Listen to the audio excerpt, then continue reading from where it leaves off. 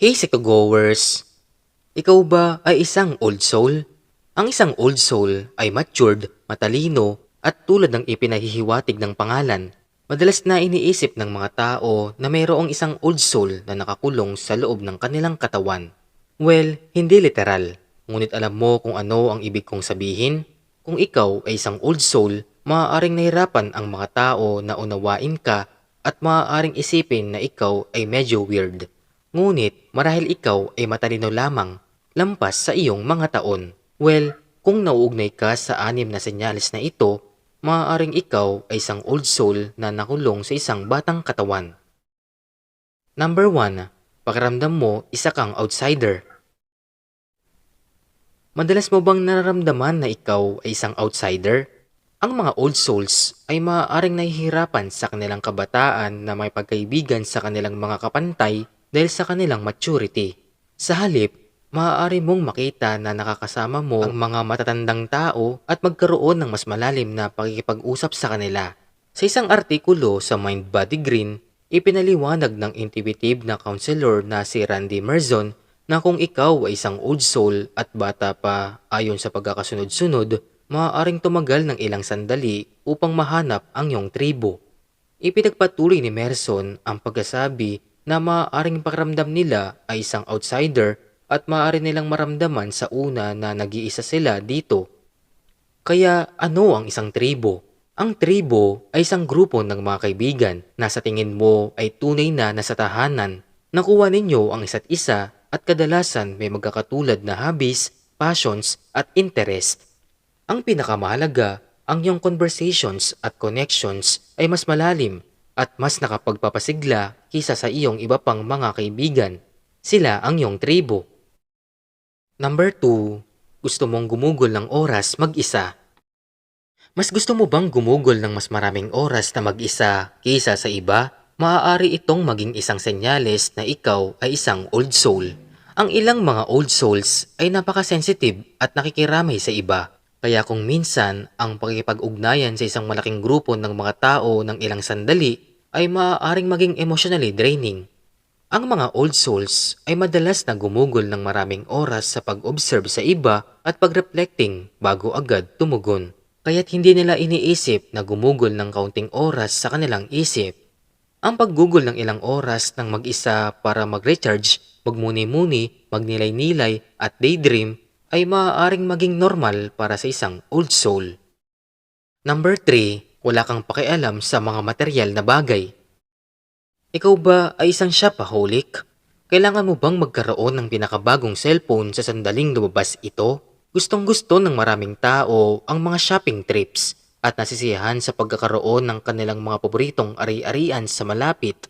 Ngunit karamihan sa mga old souls ay hindi partikular na interesado sa mga material na bagay. Mas pinapahalagahan nila ang iba pang mga bagay o, well, wala silang pakialam sa mga bagay. Mas gusto nila ang pag-aaral ng mga bagong bagay, pagpapalawak ng kanilang kaalaman at pagpapabuti ng kanilang mga relationships. Number 4. Nagbibigay ka ng mahusay na payo. May nagsabi na ba sa iyo na mahusay kang magbigay ng payo? Sinasabi ba ng mga tao na ikaw ay matalino lampas sa iyong mga taon?